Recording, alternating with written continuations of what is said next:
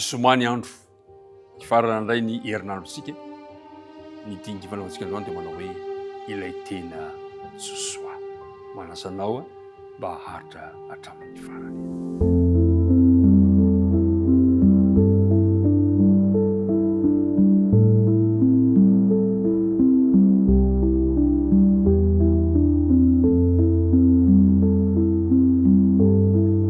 Ry mpiara-midinika namana, miaraba atsika rehetra indray. Satry moa ifandray tanana amin'izay toerana misy anao, fa noho ity fandarana ity dia amin'ny alalan'ny fahafantarana kosa no anehoantsika izany fiarabana izany. Ombanao Andriamanitra ary ny fiadanana ane ho anao sy ny ankohonanao. Hivavaka isika raha nomboka izao fiaraha-midinika izao. Tombo tsara indrindro, misaotra anao indray izahay no tombotsoa omenao anay ka afaka mbola miaona, afaka miaraka mandinika ny teninao. Misaotra tamin'ny fitantanana rehetra.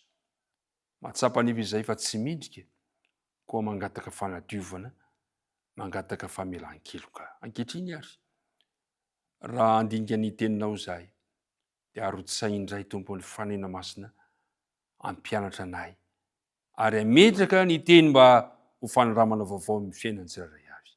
Tononona ny vavaka, nonona amin'ara Jesosy. Amen.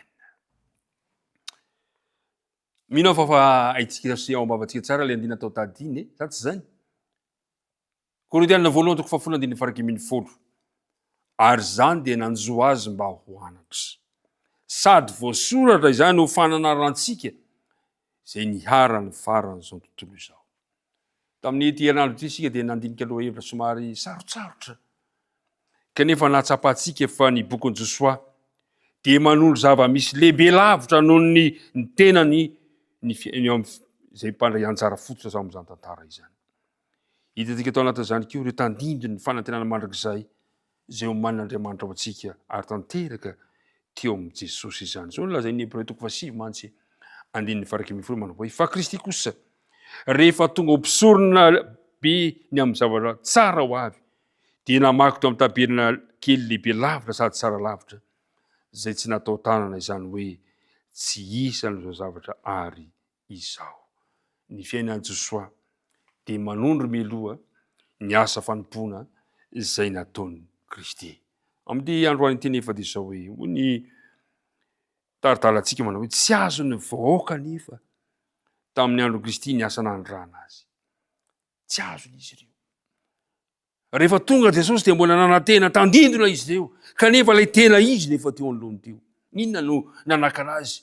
Ny fampianarana voatolotry ny razana, ny teny zaroabolana sy ireo didy nataon'olombelona, izay toa lasa lovatsofina, ireo nanakana teo anatrehany izy ireo, nanakana ny lesona izay nokasain'Andriamanitra mba hatolotra azy ireo, hitondra azy ireo amin'ny famonjena.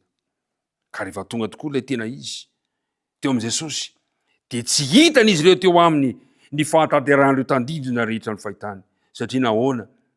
Mbola nifikitra tamin'ny fanompoam-pivavahana tsy misy antony izy ireo. Notsipahany ilay tena izy.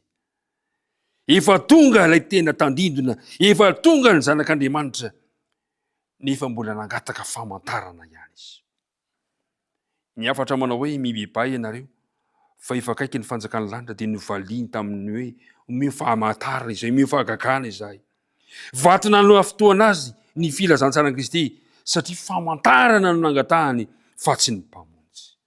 Mpiara-midinika namana, tonga ao amin'ny tokantranonao Jesosy androany, ilay tena izy. Tonga eo aminao Kristy tona famonjena aminao. Ho raisinao ve? Sa ho tsipahinao? Mbola variana amin'ny fampianarana voatolotry ny razana sy ny didy nataon'olombelona ve isika? Sa mbola iankina be dia be amin'ny lovatsofina ka hanosy-potanana ilay tena izy? Tonga Jesosy. Ry mpiara-midinika namana, tahaka ny Kaleba sy Josoa izay natoky, dia mila Kaleba sy Josoa matoky izao fiangonana izao taonjato misy antsika izao, izay vonina handray ny fiainana mandrakizay amin'ny fipetra-tsotra avy amin'Andriamanitra dia ny fangatoavana izany. Mampalahelo fa ory Kaleba sy Josoa ny fiangonana ankehitriny. Ory Kaleba sy Josoa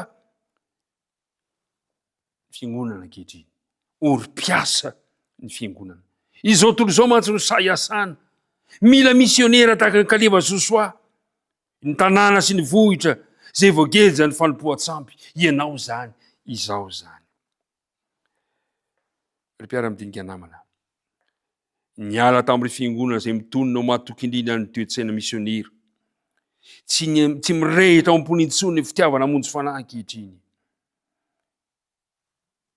Mila piasa mazoto Andriamanitra ankehitriny. Mila Kaleba, mila Josoa matoky Andriamanitra ankehitriny. Amaly visika.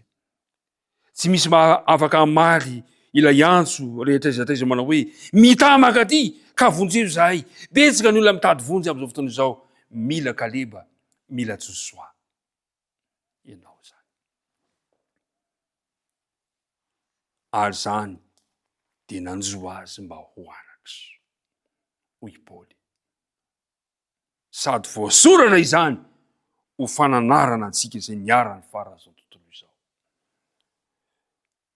Jesosy ilay tena Josoa. Jesosy no miantso anao androany. Mba ianao no Kaleba, ianao no Josoa ny andro farany. Aneo ny toetra n'Andriamanitra mpiara-pilona aminao. Tsy fantatra ny fanapa-kevitra raisinao. Fa andeha kosa tarihako ianao. Ekeo ny antso ataon'ny Kristy aminao androany. Dia hombanao izy, hitantana anao izy. Dia hivavaka resika raha io ampisaintsaina ny fanapa-kevitra raisinao ianao androany. Tompo, ovay ny fonay. Mba ho tany lonaka aniriny ny teninao. Ka raha mitady Kaleba sy Josoa matoky ianao ankehitriny, dia indreto izahay manaiky ho iraka. Andeha izahay satria maro ireo mila vonjy avy amin'ny teninao. Mitahiry mpiara-midinika rehetra, mitahihana tsirairay avy izay mahakasika anay. Vavaka tonona isaka tany amin'ara Jesosy irery ihany. Amen.